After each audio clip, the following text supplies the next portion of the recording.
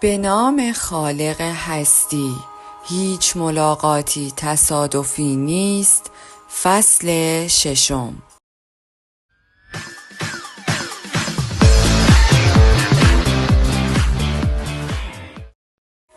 در مقابل تغییراتی که زندگی برایت پیش می آورد مقاومت نکن، تسلیم باش. کل شب نتوانستم بخوابم، هر کاری کردم خوابم نبرد. بلند می شدم، گهگاهی کتاب می خواندم، دمنوش می خوردم، خواستم مدیتیشن کنم اما نشد. دلم بدون علت می گرفت. برای اولین بار در زندگیم به کسی که گفته بود به من احتیاج دارد پشت کرده بودم. علاوه بر این در دفتر خودم به میهمان خودم این کار را نسبت به مسافری کرده بودم که به دفتر کارم آمده بود. از درون بسیار از دست خودم عصبانی بود. باید راهی پیدا می کردم تا او را دوستانه و با محبت بدرقه می کردم. نباید او را در مجادله درونیش با گفتن هر کار دلت می خواهد بکن رها می کردم. و علاوه بر این نمی دانستم چقدر آمادگی مسائل را دارد. آن لحظه به قدری از درستی کاری که انجام می دادم مطمئن بودم که فکر می کردم اگر تنها بماند و به تصمیماتش فکر کند برایش مفید خواهد بود. اما اکنون خیلی ناآرام بودم. یعنی هنوز در دفتر است؟ نه، فکر نکنم. حتما خیلی وقت پیش رفته است. در جایی که نمی شناسد کل شب را نمی گذراند که مسخره است. اگر رفته باشد چه؟ اگر واقعا در دفتر باشد چه؟ آن هم مشکل خودش است، منتظر نماند. مگر بچه است؟ مگر نمی تواند تصمیم بگیرد که چه کار کند یا چه کار نکند؟ اگر اتفاق بدی برایش در دفتر بیفتد چه؟ مثلا دزد بیاید، اگر بترسد یا بلایی سرش بیاید، یا اگر خدایی نکرده اتفاق بدتری برایش بیفتد چه؟ من خودم را چطور میتوانم ببخشم؟ نه. فکر که میکردم مضطربتر میشدم. نیمه شب به دفتر زنگ زدم. تلفن زیاد زنگ خورد اما کسی جواب نداد. یا رفته بود یا جرأت نداشت به تلفن پاسخ بدهد. اگر جواب میداد هم چه میخواست بگوید؟ مگر نیمه شب تلفن دفتر زنگ میخورد؟ اینطور نمیشد. امشب آرامش نخواهم داشت. نتوانستم بیش از این صبر کنم. به محض اینکه خورشید طلوع کرد حاضر شدم و راه افتادم. مستقیم به دفتر رفتم. چه چیزی دیده باشم خوب است. دنیز روی مبل 3 گوش اتاق انتظار من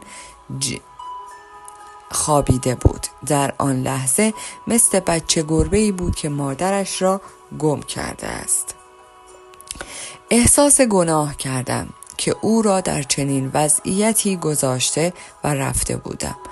قاطع بودم. تصمیم داشتم امروز زیاد به او سخت نگیرم. بدون رنجاندن و ناراحت کردنش او را به خانه‌اش خواهم فرستاد. صدای باز شدن در را که شنید چشمانش را باز کرد. معلوم بود که او هم شب راحتی نگذرانده و با نگرانی خوابیده بود. اما نتوانسته بود عمیق بخوابد و استراحت کند. با صدای آرام و زمخت گفت صبح بخیر صوفی. گفتم واقعا خیلی لجبازی. در واقع اراده‌ای فولادین داری اما نمیدانی کجا باید از آن استفاده کنی. طوری نگاه کرد که انگار متوجه نمی شود منظورم چیست. پرسیدم موافقی قهوه درست کنم برای هر دویمان؟ با شکر زیاد درست می کنم چون انرژی زیادی از دست دادی. به آشپزخانه رفتم و در قهوه جوش آب ریختم. فنجانها را درآوردم و در سینی گذاشتم. کمی از قرابیه ها و پوآچه های دیروز روی میز مانده بود. در مایکروویو گرمشان کردم. عجیب بود. کل شب 1 لیوان آب هم نخورده بود. به هیچ چیز در دفتر دست نزده بود. از چیزی استفاده نکرده بود. انگار اصلا تکان نخورده و همانطور منتظرم نشسته بود. وقتی سینی که حاضر کرده بودم را دید چشمانش برق زد. حتما کم مانده بود از فرط گرسنگی از حال برود. حرفی برای گفتن پیدا نکردم. بعد از اینکه جرعه‌ای از قهوه‌اش را نوشید گفت قبول می‌کنم که به تو بی احترامی کردم. حق با توست هاکان. کل شب به این مسئله فکر کردم. بزرگترین نیروی من و خانواده‌ام پول و اعتبارمان است. نمیدانم شاید کل نیرویمان را از آن دو میگیریم. هیچ ایده‌ای ندارم که اگر پول و شهرت کنونی را نداشتم چگونه زندگی را می‌گذراندیم و چه کار می‌کردیم. احتمالاً خیلی در جامعه کم رنگ می‌شدیم و به راحتی از بین می‌رفتیم. چون ما معنا و مفهوم دیگری نداریم. من هم از کودکی یاد گرفتم از همه چیز را با این دو می‌شود به دست آورد. مثلا اصلا سعی نکردم قلب کسی را به دست بیاورم، بلکه سعی کردم قلبش را بخرم. این کار خیلی برایم راحت است. هدایای گران قیمت، بلیط سفر به آمریکا با یک تور با کشتی برای خریدن قلب کسی کافی بود. برای هیچ کس تلاشی نکردم، اما پول زیادی برای همه خرج کردم. بی‌تعارف بگویم خیال کردم میتوانم تلاش تو را هم با پول بخرم. تو به من چیزهایی میگویی که نمیتوانم به راحتی از عهده آنها برایم.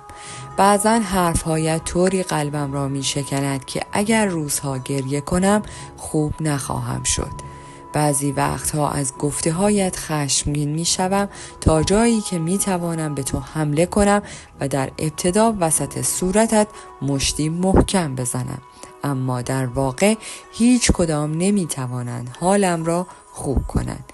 این چطور ممکن است؟ تو هم حال مرا خوب می کنی و هم بد. لب هم نگشودم. با دستم طوری که بخواهم بگویم صبر کن به او اشاره کردم و بلند شدم. نیم را برداشتم و روبرویش نشستم. آن لحظه بی آنکه به چیزی فکر کنم و سبک سنگین کنم، طوری که از دلم جاری می شد شروع به دمیدن به نی کردم. اولش طوری نگاهم کرد که انگار داشت به این فکر می کرد که من چه می گویم، این دیوانه چه کار می کند. باز هم مثل یک بچه حرف گوش کن ساکت و آرام به گوش کردن ادامه داد. کم کم نگاهش حزن‌انگیز شد و به فکر فرو رفت. بعد از مدتی انگار که در اتاق نبود. بعد از اینکه نی را کنار گذاشتم از او پرسیدم این صدا چه حسی به تو ایجاد کرد؟ بعد از اینکه کمی فکر کرد گفت فکر کنم درد. دیگر چه حسی؟ قصه. دیگر آرامش. همینجا صبر کن لطفاً. دنیز خیلی دقت کن. خوب به حرفای من گوش کن. به این فکر کن که چگونه درد و آرامش را همزمان حس کردی. آیا این به نظرت غیر ممکن است؟ اینطور است مگر نه؟ حال ببین که چطور ممکن است آرامش خیلی وقتها از درد متولد می شود. برخی افراد بار اولی که نوای نی را می شنوند مرگ، درد، جدایی را از آن می فهمند، اما کمی بعد جای آن را آرامش می گیرد. گردو میوه‌ای است که بسیار سخت و سفت به نظر می رسد، اما وقتی پوست سخت آن را جدا می کنیم داخلش نرم و لذیذ است.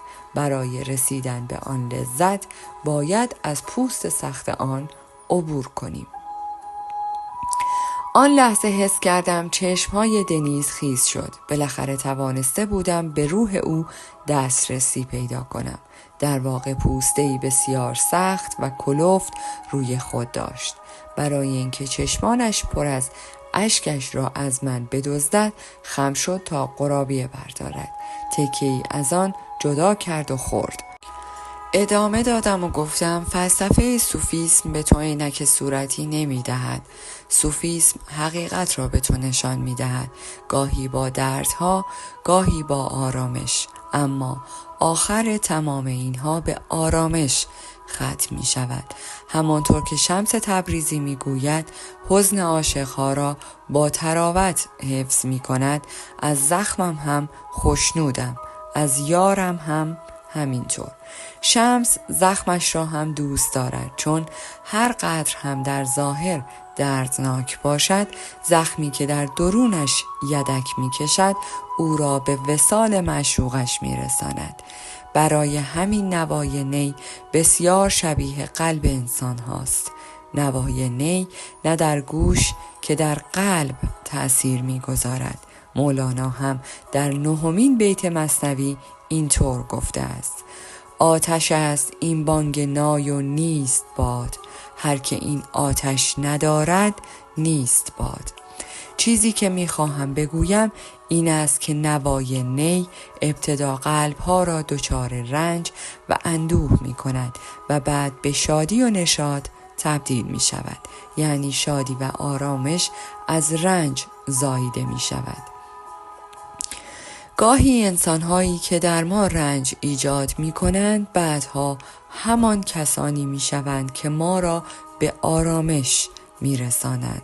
فکر کنم من هم ناخواسته تو را می‌رنجانم، اما نیتم رنجاندن تو نیست.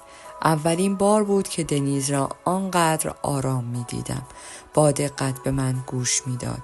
راستش را بگویم از این حال او خیلی متأثر شده بودم.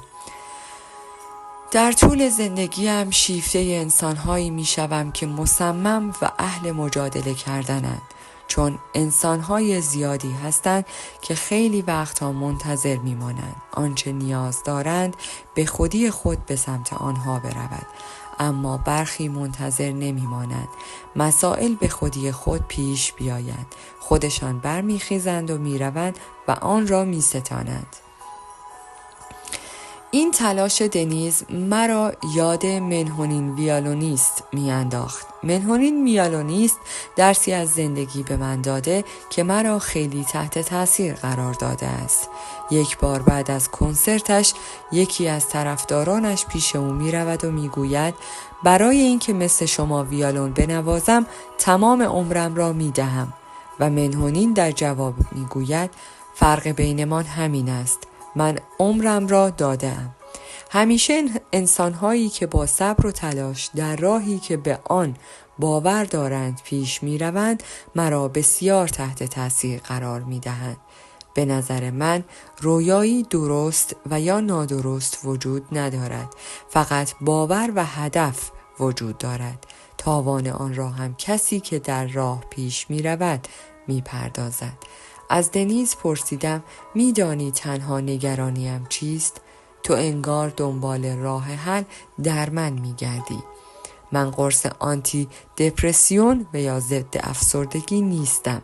اگر بتوانی در جیبت حمل کنی و هر بار حس بدی داشتی یکی از این قرص ها را بخوری تا آرامشی گذرا به دست بیاوری و خودت را گول بزنی، این بهشتی دروغین خواهد بود. نمیتوانم شریک آن باشم.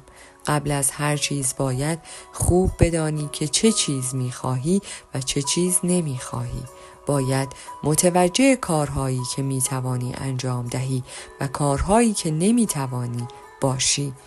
اگر چه کسی تو را در این راه همراهی میکند باید به یاد داشته باشی که فقط میتوانی به خودت تکیه کنی.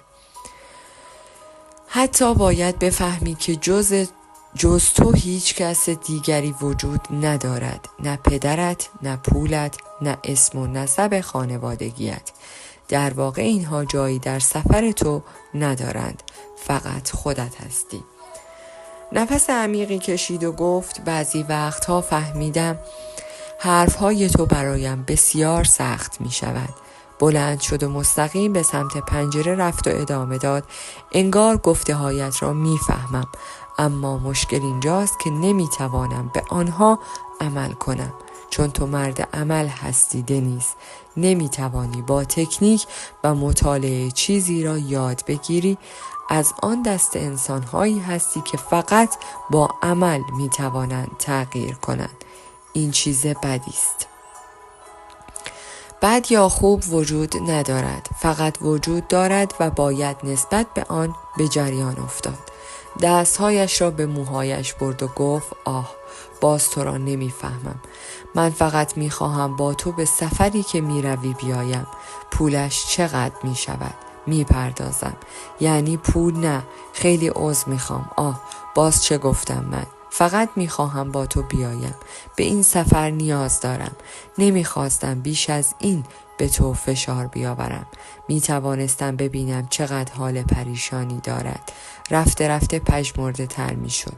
علاوه بر این از دیروز بیخواب و خسته بود. گفتم بسیار خوب. به من تا شب فرصت بده، باید فکر کنم. فکر چرا بکنی؟ بگو بیا یا نیا. اینقدر ساده. لطفاً چیزی بگو که میتوانم با تو بیایم. ببین دنیز، من همیشه تنها به این سفر میروم. باید باز همانطور باشد. نمیتوانم از کسی کمک بگیرم. نمیتوانم از کسی نیرو یا جسارت بگیرم. اینکه کسی همراه من باشد برایم به نوعی نیرو بخش است. با حضورت به من کمک میکنی. اینطوری نمیتوانم با خودم تنها باشم. دیگر آن موقع راه آزمون نخواهد بود. تبدیل به سفری پرماجرا می شود که انحراف از هدف اصلی این سفر است. نگران نباش. من نمی توانم به تو کمک کنم، نمی توانم برایت نیرو بخش باشم. فقط می توانم باری اضافه برایت باشم و مانع تراشی کنم. شاید هم سخت‌ترین آزمونت شوم.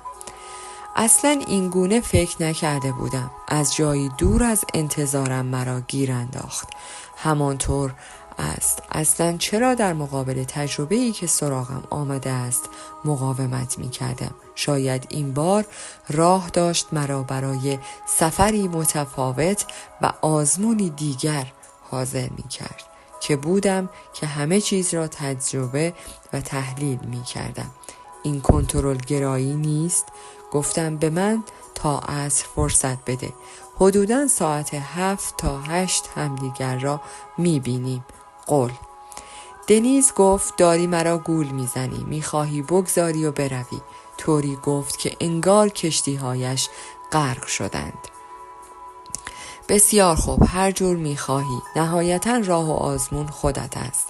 یادت هست ماها قبل در ملاقاتمان در بورسا به من گفته بودی هیچ دیداری تصادفی نیست؟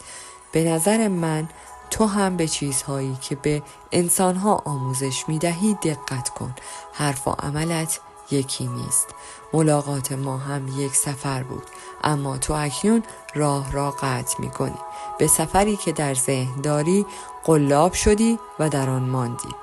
پاسخی نیافتم. به یقین حق با او بود.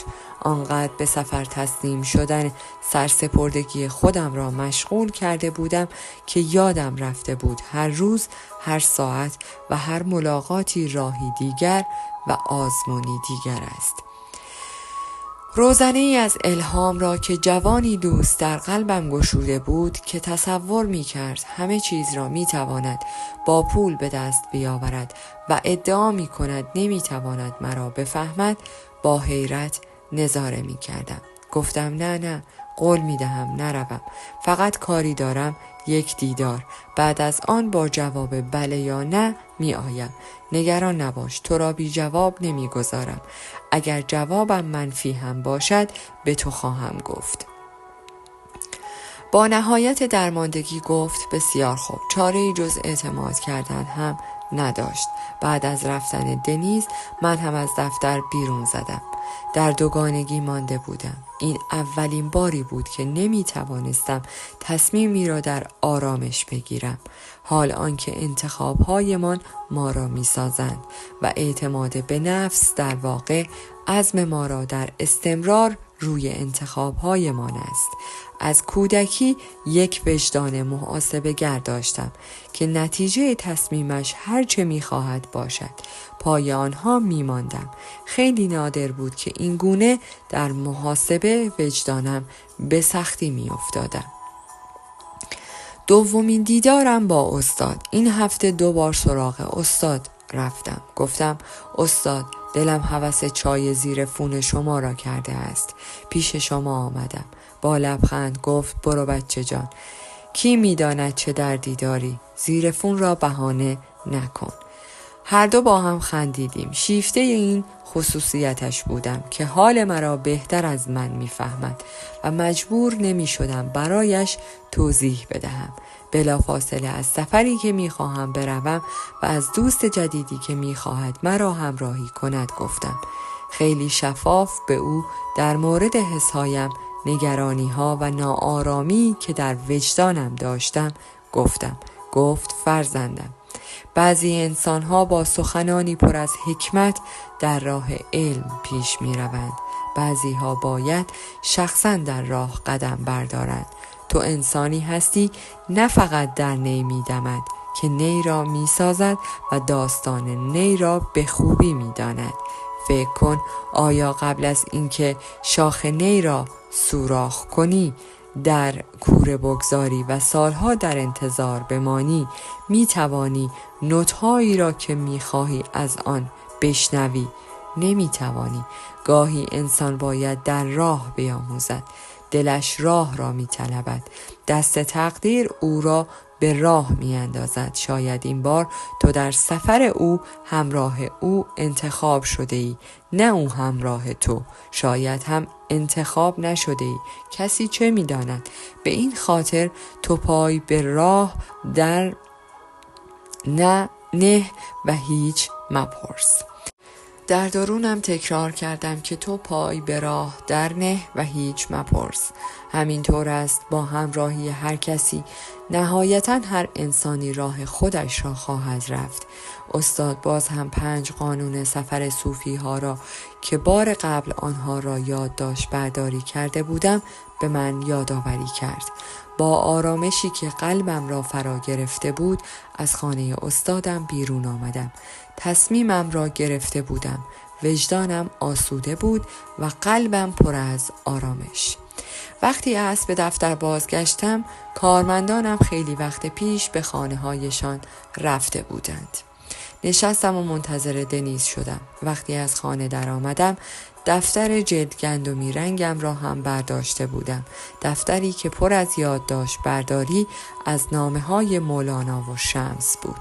وقتی آن را از کشو برمی داشتم تا در کیفم بگذارم، به طور غیر ارادی صفحه ای را باز کردم و خواندم. در مقابل هیچ یک از دگرگونی هایی که زندگی برایت پیش می آورد مقاومت نکن. فقط تسلیم باش. در پایان از شما دوستان عزیزم می خواهم برای حمایت بیشتر ما کانال ما را به دوستان خود معرفی کنید. برای انرژی بیشتر ما رو لایک کنید و برای ادامه پرقدرت‌تر سابسکرایب. تا درودی دیگر، درود و 200 بدرود.